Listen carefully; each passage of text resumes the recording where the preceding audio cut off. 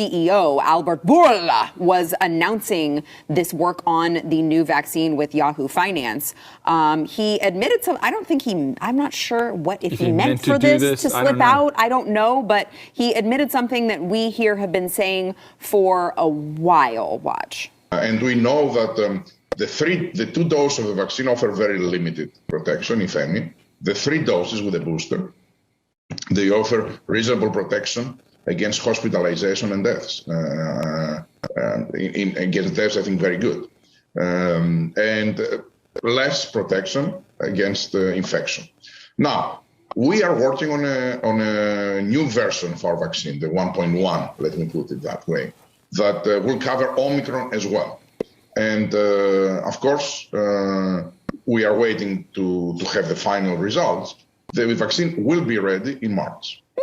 All right. So the 2 shots offer very little, if any, protection. Now, might I remind you that despite the left's attempts to rewrite history, the Pfizer shot was originally sold as a 2-dose series, which meant you allegedly needed 2 doses to be completely protected from infection. Remember, not prevention of hospitalization, not prevention of death. No, we were told these 2 shots would give you immunity and would prevent you from even getting sick at all. And now we are so far removed from that particular assertion. And society has happily shifted to that company's own CEO, all of his new assertions, that he has the gall to plaster his ugly, evil face all over national television and just casually explain that those same 2 doses of the vaccine that they originally said gave you immunity actually probably gives you no protection at all.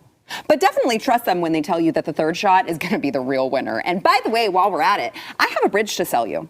Look, I realize that there are a lot of people who have a lot of pride at stake here and don't want to give up on the lie, right? There are a lot of Americans who put their bodies at risk for no reason, as it turns out, who put their children's bodies at risk for no reason, as it turns out, all because they allowed fear to dictate their life. They allowed it to cloud their judgment and decided to put all of their trust in this public-private partnership of big daddy government and big pharma, despite the fact that if you would have looked at both of those entities' histories, you should have learned very quickly they were not to be trusted, especially when colluding together. But if you are still hanging on to this lie because you cannot swallow your pride and admit that you were wrong, admit that you were hoodwinked in the greatest public deception in the history of the country, if you can't bear to face your unvaccinated loved one and tell them you're sorry for the nasty things you said to them when they dared go against the grain, if you can't say enough is enough, then I might ask you when.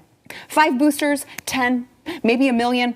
I don't know. All I'm saying is enough with the lies, enough with the deception, enough with the drug companies feeling confident enough to go on TV just to slap you in the face while you beg them for more. Stop standing idly by and allowing them to continue moving the Overton window, grow some balls, and push back because, as we say so often on this program, this only ends when we say it ends.